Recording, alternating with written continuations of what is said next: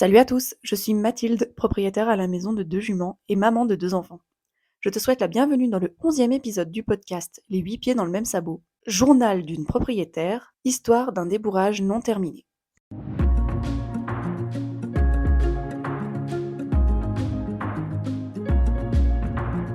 On se retrouve aujourd'hui pour une nouvelle série d'épisodes qui s'appellera donc Journal d'une propriétaire, et ces épisodes auront pour thème mes juments et leur travail avec des guillemets. Ces épisodes vont me permettre de parler un petit peu plus de mes chevaux et de notre petite vie, si je puis dire, sur le podcast. J'aimerais en faire une sorte de journal de bord pour faire un point sur nos avancées, mes questionnements et tout ce qui fera évoluer ou régresser leur travail, c'est-à-dire tout ce qu'on peut faire autour des sorties en balade, du travail à pied, du travail sur le plat si on en fait un petit peu, etc.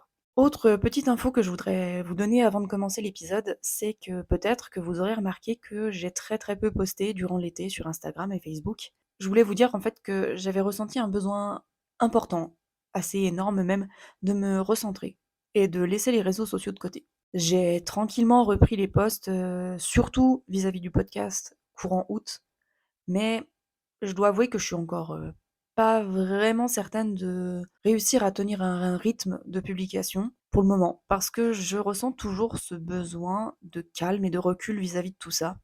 Donc je me laisse le temps, je poste, si j'ai envie de poster, si j'ai des choses à dire à propos des épisodes et ben voilà, je le ferai. Mais voilà, je me laisse le temps, s'il y a des posts, il y a des posts, s'il y en a pas, il y en a pas et c'est pas grave.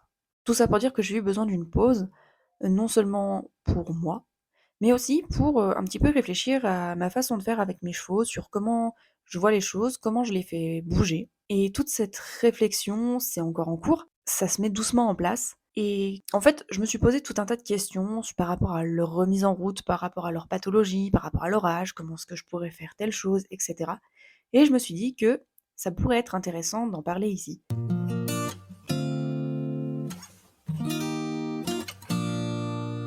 Comme vous le savez, j'ai 2 juments à la maison et depuis plus d'1 an et demi, mes 2 juments sont complètement à l'arrêt. Et comme les choses évoluent petit à petit, je voudrais faire un petit point avec vous sur ce qu'il s'est passé avant cet arrêt, de manière à ce que vous compreniez mieux pourquoi je me pose autant de questions maintenant et pourquoi j'ai mis autant de temps à me remettre en route avec elles. De plus, j'espère faire régulièrement des épisodes de ce genre pour vous parler un petit peu de nos avancées et de ce qui se passe pour nous tout au long de l'année. Et pour commencer, je voudrais vous parler donc du fameux débourrage raté, enfin qui est raté, non, ce fameux débourrage non terminé, pardon, qui est le débourrage d'Hirondelle. Hirondelle a eu 8 ans au printemps 2025 et son débourrage n'est toujours pas terminé. Et oui, cette grosse bête n'est toujours pas au travail malgré son âge. Comme quoi, tout arrive dans le monde du cheval. Non, plus sérieusement, ce débourrage, il me retourne le cerveau depuis un moment maintenant, et je commence seulement à comprendre le pourquoi du comment ça a foiré. Enfin, foiré, comme vous le disiez, c'est pas vraiment foiré. Faudrait plutôt dire le pourquoi du comment tout s'est arrêté depuis l'été 2023.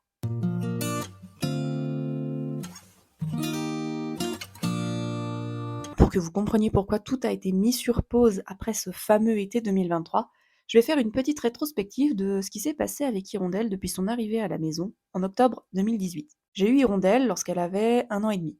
J'avais la volonté de la laisser grandir et de lui monter dessus quand elle serait prête. Donc, je ne savais pas exactement quand, mais je savais que ça arriverait. Depuis son arrivée à la maison, elle nous a suivis dans quasiment toutes nos sorties avec Shaman. Elle a appris à marcher en longe, à sortir en extérieur de cette manière. On a fait plein de choses autour des manipulations du quotidien, un peu de travail à plier, bref, elle a commencé sa formation de cheval de selle en douceur. Au printemps 2021, donc après ma première grossesse, j'ai commencé à me dire qu'il était temps pour elle d'avoir un cavalier sur le dos. Elle avait 4 ans à l'époque. Doucement mais sûrement, on a commencé à introduire le cavalier, la selle, la sangle, etc. D'abord quand je rentrais de balade, et puis des fois aussi en rentrant au pré, comme ça, juste pour voir ce qu'elle allait dire, et puis comment elle réagissait. Au début, c'était juste me voir en hauteur au-dessus d'elle. Après, on est passé en sac à patates, et puis après, on est passé assis, d'abord à l'arrêt, et enfin, on a mis du mouvement. On a vraiment pris notre temps, mais il s'est avéré que la jument comprenait vraiment très bien et qu'elle était hyper à l'aise. Donc, en juin 2021, on avait commencé en mars. En juin 2021, elle était capable de trotter et de marcher en balade avec un cavalier sur le dos en autonomie. Elle était vraiment presque indépendante vis-à-vis de Shaman. Elle était hyper disponible et vraiment pleine de bonne volonté. Et durant l'été, malheureusement, elle a fait une grosse chute en sortant du pré. Elle s'est refait mal à l'épaule parce qu'en fait, il faut savoir qu'elle avait déjà une épaule un peu fragile puisqu'en juin 2020 ou juillet 2020, je sais plus, elle a fait une très grosse chute, sur la route devant la ferme, et du coup, elle s'était vraiment fait mal sur l'épaule gauche. Et là, durant l'été 2021, elle est retombée sur cette épaule et elle s'est refait mal. Donc une pause s'est imposée pour l'aider à récupérer malgré la visite de l'ostéopathe. Cette pause, elle a à peu près duré tout l'été et en septembre 21, j'ai reçu sa selle. C'est une Wintec Wild avec les arcades, les plus grandes. Je crois qu'actuellement elle est sur la 4XL. En novembre 2021, donc 2 mois plus tard, je lui mets enfin, pour la première fois, sa selle sur le dos en extérieur. On était partis pour une balade sous la neige, vraiment je me rappelle, c'était un temps pourri. Mais voilà, on avait envie de partir et la jument, a été effectivement superbe. Un peu énervée à cause du temps et puis du fait qu'elle avait pas trop eu, la selle depuis un moment. Mais bon, j'ai fait ma balade, j'ai fini à pied pour pas non plus abuser parce que je sentais que c'est bon, elle avait déjà bien fait son taf. Elle a fait la tronche en trottant, en rentrant et je voyais bien que quelque chose la gênait, mais je me suis pas formalisée sur le moment parce que, comme je vous le disais, elle avait pas eu de selle ou de sangle depuis, plusieurs semaines et je me suis dit que j'avais pas été assez progressive et que de toute façon, on reprendrait les choses, durant l'hiver. Donc durant l'hiver, on a tout repris tranquillement, voilà, on s'est pas vraiment pris la tête.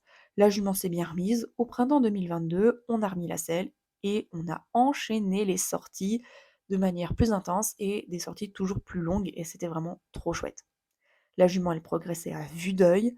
Elle a fini, la saison en marchant en tête, heu, au pas, au trot, à la demande. Il y avait la direction, il y avait l'arrêt. C'était vraiment un régal et on a même commencé à essayer de la lancer au galop. Sauf que, fin de printemps, arrive l'été et là, elle commence à avoir des réactions bizarres avec la sangle. Elle se commence à se stopper net et à se gratter beaucoup le passage de sangle. Et je voyais vraiment qu'elle finissait par se fâcher vis-à-vis de la sangle et qu'elle cherchait vraiment à l'enlever en attrapant, les contre-sanglons avec les dents. Parce que c'est une selle à sanglage bas. Donc je change la sangle, je change l'arcade, je vérifie ma selle, elle voit l'ostéopathe, le véto, bref tout y passe, sans vraiment de résultat. À savoir quand je dis vérification de la selle, j'ai une formation donc de base, hein, vraiment en saddle fitting, qui me permet de savoir si oui ou non ça colle pas et cetera et pour le coup, quand j'ai vérifié la selle, je me suis dit: «Mais crotte, il y a tout qui match, pourquoi ça va pas?» Elle est peut-être une chouille étroite, mais pas quelque chose qui devrait, la mettre dans cet état-là. Donc voilà, du coup, je l'ai laissée tranquille en me disant que de toute façon, bah, c'est son poids qui la gênait et que je pourrais jamais lui mettre de selle sur le dos. Ce qui fait que à partir de l'été 2023, j'ai, entre guillemets «abandonné» de lui mettre une selle parce que, madame était trop grosse, parce que c'était un cheval de trait et qu'elle avait des épaules beaucoup trop larges. Donc comme je vous le disais, on pourrait croire que c'est pas celle qui était pourrie, qui était mal ajustée et cetera. En fait, comme je le disais, elle était peut-être une chouille trop étroite et encore, mais en soi, l'équilibre sur le dos était super bon, la sangle, elle passait pile poil au bon endroit, les sangles en bas étaient protégés, j'avais vraiment tout mis en sorte pour qu'elle soit bien. Le dos était bon, elle avait pas mal, elle avait pas de problème d'épaule, elle avait rien. Son seul souci, c'était le surpoids. Parce qu'à l'époque, elle était déjà trop grosse, pas au stade qu'elle est aujourd'hui, mais elle avait déjà du surpoids. En plus de ça, été 2021, c'est là où on lui a diagnostiqué sa pyroplasmose. Donc je sais pas si c'était en lien ou quoi, mais il y avait quelque chose, de ce côté-là. Et du coup, c'est à cause de ça que j'ai encore jamais réussi à terminer son débourrage.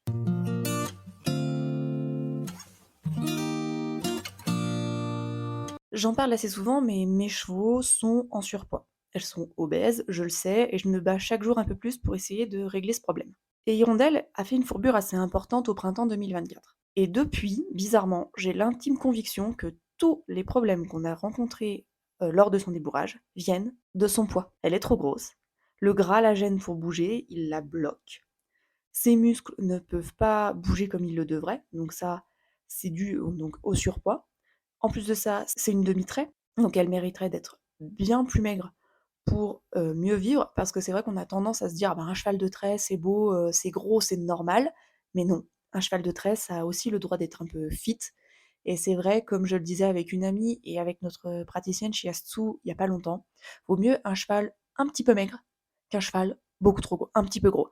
Vraiment, c'est, un truc que moi j'ai dans la tête depuis un moment. Je préférais que mes chevaux soient un peu limite niveau poids, que j'ai un petit peu du mal à les garder en poids de forme, plutôt qu'elles soient trop grosses comme elles le sont actuellement.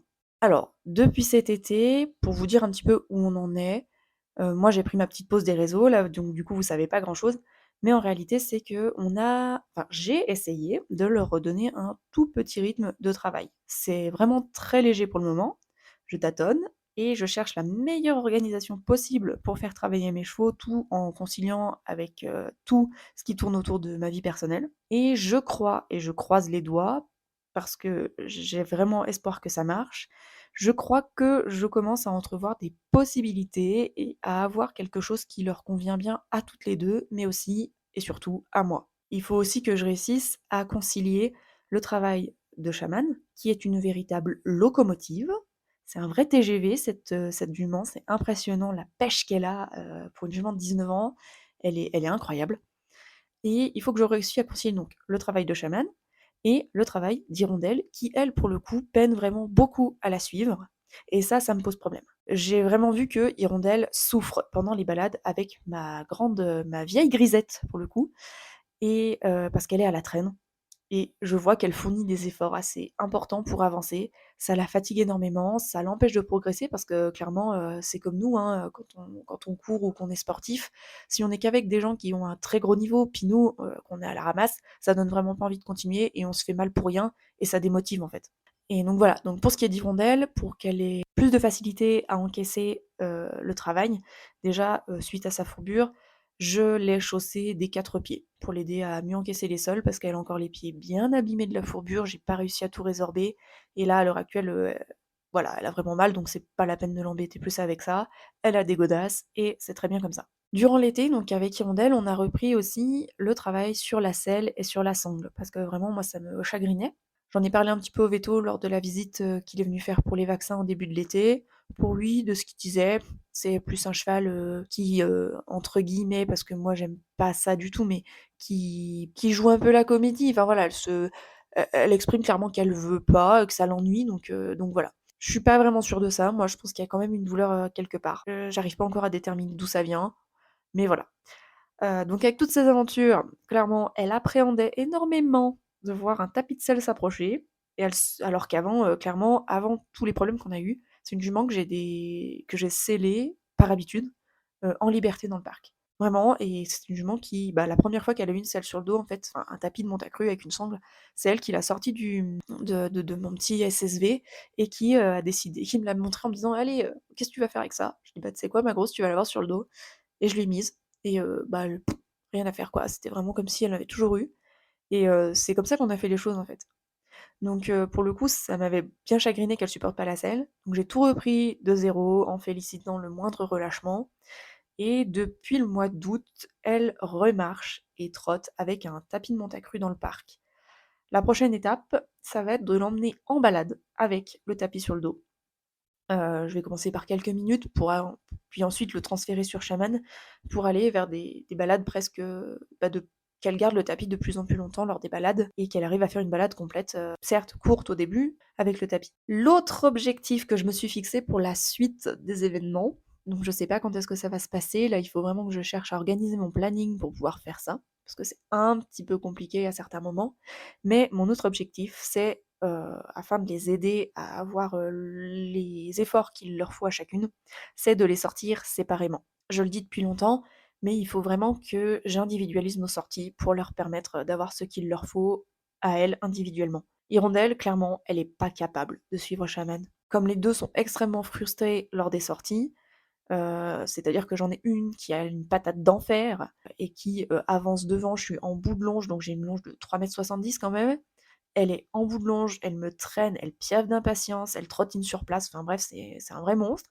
Et de l'autre, j'ai Hirondelle à l'autre bout de sa longe de 3,70 m qui traîne la patte et qui, a du mal à marcher et qui en a marre et qui se bloque et cetera. Donc en fait, moi, je suis carrément écartelée entre l'une et l'autre. Bon, j'exagère un peu, mais vraiment ça m'arrive régulièrement, hein, d'être tirée d'un côté et tirée de l'autre et c'est vraiment, pas sympa forcément. Je finis souvent par être un peu, moi aussi frustrée. Donc voilà, l'objectif c'est de réussir à les travailler séparément. Donc on va reprendre, bah, le travail de séparation qui va être, corsées, je pense, puisque ça fait très longtemps qu'elles n'ont pas été séparées l'une de l'autre. Et pour réaliser cet objectif, je vous l'ai dit, il va falloir que je travaille sur un planning, enfin en tout cas une organisation sur le plan technique qui me permette de travailler cette séparation. Et toujours est-il que voilà, mes prés sont loin.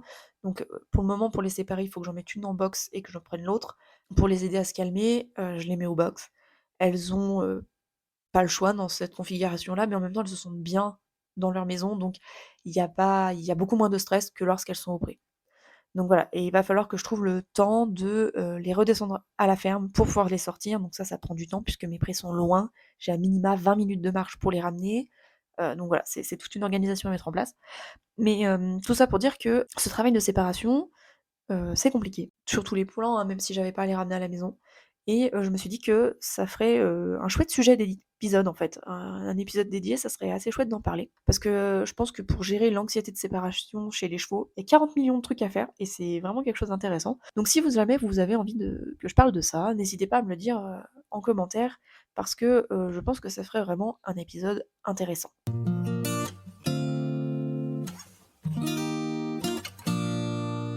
Enfin voilà, vous en savez un petit peu plus sur, le plan, travail d'Hirondelle et sur le pourquoi du comment son débourrage, n'a pas été terminé et surtout sur, ce que j'envisage pour la suite et la reprise, comme vous l'avez compris, de ce débourrage qui, je l'espère, pourra se terminer un jour. Et franchement, j'ai vraiment, vraiment envie de pouvoir la remonter, j'espère d'ici la fin de l'année ou au moins le début de l'année prochaine. Quant à Shaman, je l'ai pas dit, mais le travail aussi a repris pour elle.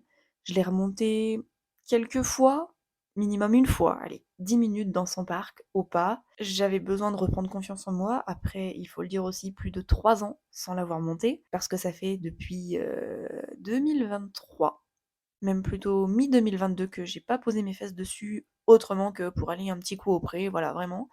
Donc j'avais besoin d'un petit temps pour me remettre en selle tranquillement et donc l'objectif pour les 2, c'est de maigrir et de retrouver un corps fonctionnel et pour Shaman, il y a quand même l'option, vieillir au mieux qui se greffe à tout ça. Parce que c'est vrai que le surpoids, pour elle aussi, est un véritable handicap et pour le coup, voilà où on en est, donc c'est une reprise pour toutes les 2. Je referai avec vous un petit point dans un autre épisode donc de cette série Journal d'une propriétaire qui, je l'espère, arrivera à la fin de l'année, d'ici le mois de décembre.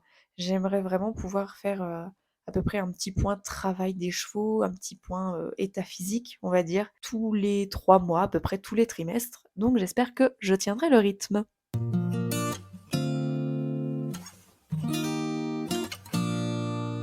J'en ai donc fini pour aujourd'hui. J'espère que cette série d'épisodes vous plaira et qu'elle vous permettra de mieux cerner mon état d'esprit de propriétaire de chevaux au fil du temps. Si cet épisode t'a plu, n'hésite pas à le partager sur tes propres réseaux sociaux ou à l'envoyer à une personne qui pourrait l'apprécier. N'hésite pas non plus à me dire ce que tu en as pensé par message privé sur mon compte Instagram @lescarnetsdechicorée ou même par mail.